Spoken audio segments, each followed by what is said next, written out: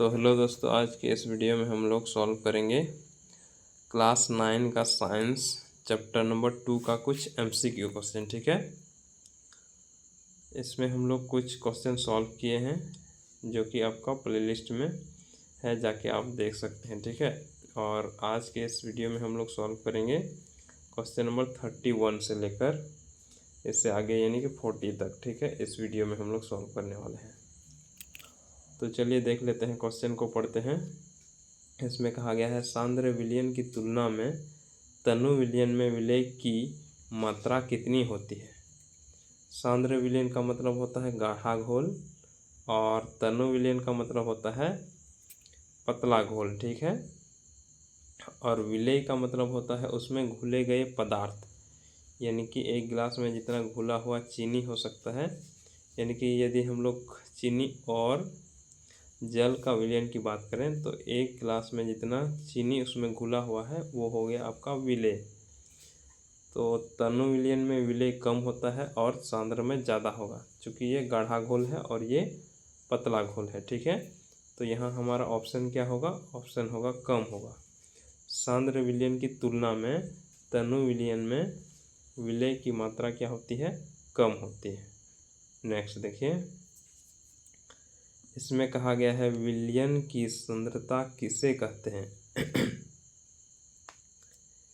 विलयन की सांद्रता यानी कि विलयन में उपस्थित विलेय पदार्थ की मात्रा को हम लोग कहते हैं विलयन की सांद्रता। ठीक है, तो मान लेते हैं आपके पास ये एक घोल है, यदि इसमें विलेय पदार्थ की मात्रा ज़्यादा है, यानी कि घुले गए जो पदार्थ हैं उसकी मात्रा ज़्यादा है, तो हम लोग कहेंगे ये सांद्र है। ठीक है, तो इसको हम लोग इस प्रकार भी कह सकते हैं कि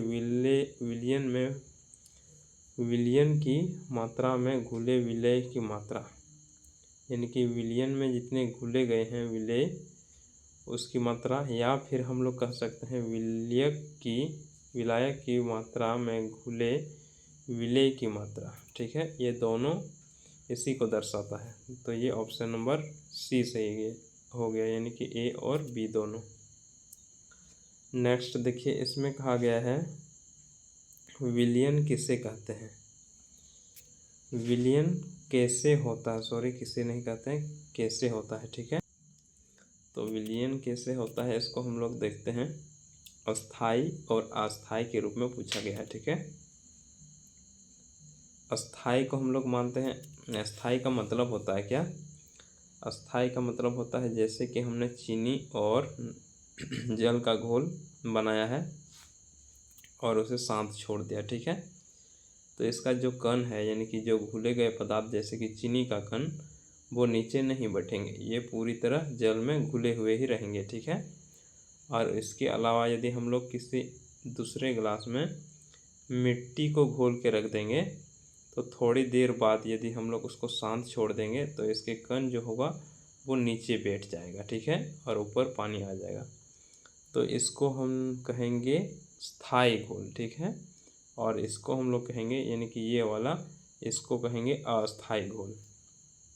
तो विलयन जो होता है ये इस प्रकार का घोल होता है। ठीक है, यानी कि स्थायी घोल होता है, इसके कण जो होते हैं वो नीचे नहीं बैठते हैं, क्योंकि इसके कण बहुत छोटे होते हैं, तो ये पूरी तरह फैले हुए रहते हैं। ठीक है, नेक्स्ट देखिए, इसमें कहा गया है टिंडल प्रभाव क्या है।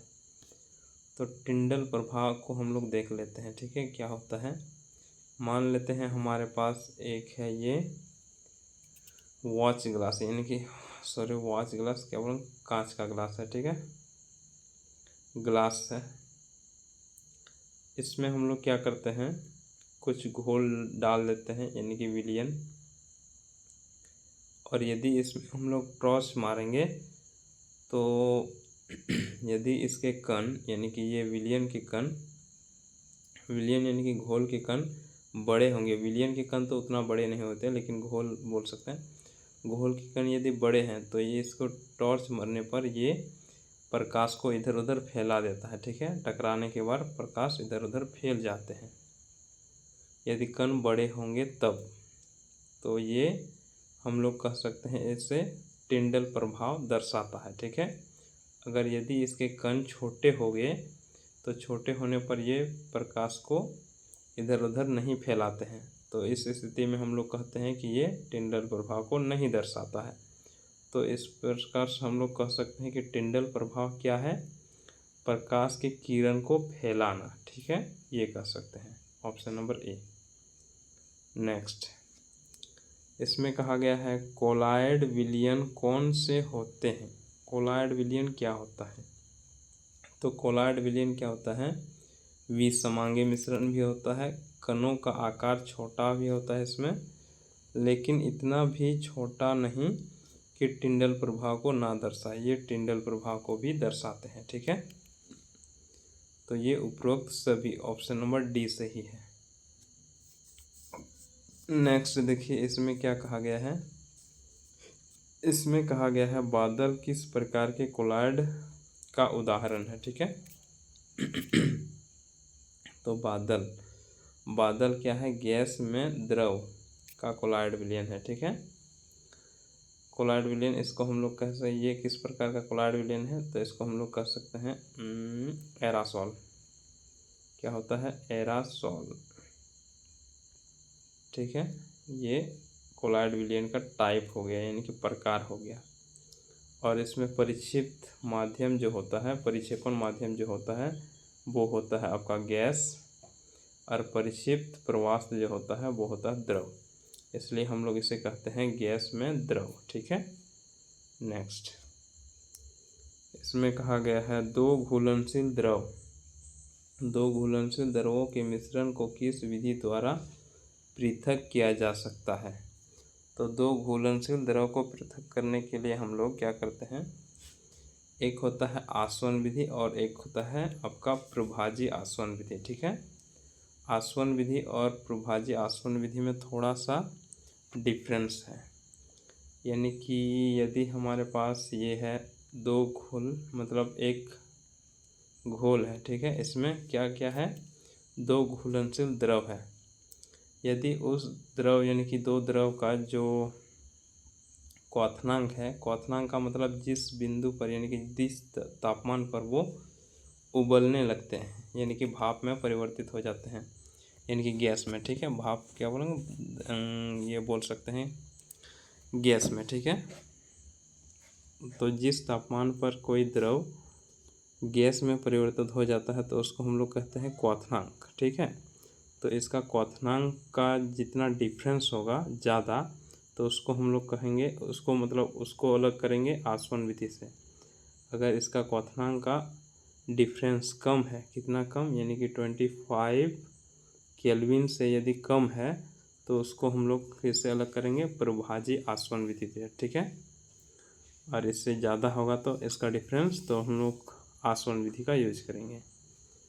और यहाँ हमें आसवन विधि ही दिया गया है, तो चलिए यही सही है। ठीक है, नेक्स्ट, इसमें कहा गया है काली स्याही में विद्यमान डाई का किस विधि द्वारा पृथक किया जा सकता है। तो उसको हम लोग कहेंगे क्रोमेटोग्राफी विधि से। नेक्स्ट देखिए, वायु से गैसों को किस विधि द्वारा प्राप्त किया जा सकता है, ये कहा गया है। ठीक है, तो इसमें क्या होगा, आपका प्रभाजी आसवन विधि, ये वाला, ये द्रव को अलग करने में भी काम आते हैं। ठीक है, और गैस को भी इससे अलग किया जा सकता है। चलिए नेक्स्ट देखते हैं, नमक तथा कपूर के मिश्रण को किस विधि द्वारा पृथक किया जा सकता है। तो ये क्या होगा, ऊर्ध्वपातन विधि। ठीक है, तो आज की क्लास को इतना तक ही सॉल्व करेंगे आज की क्लास में। नेक्स्ट क्लास में हम लोग सॉल्व करेंगे 50 तक के क्वेश्चन को। ठीक है, तो चलिए आज की क्लास को यहीं तक रहने देते हैं।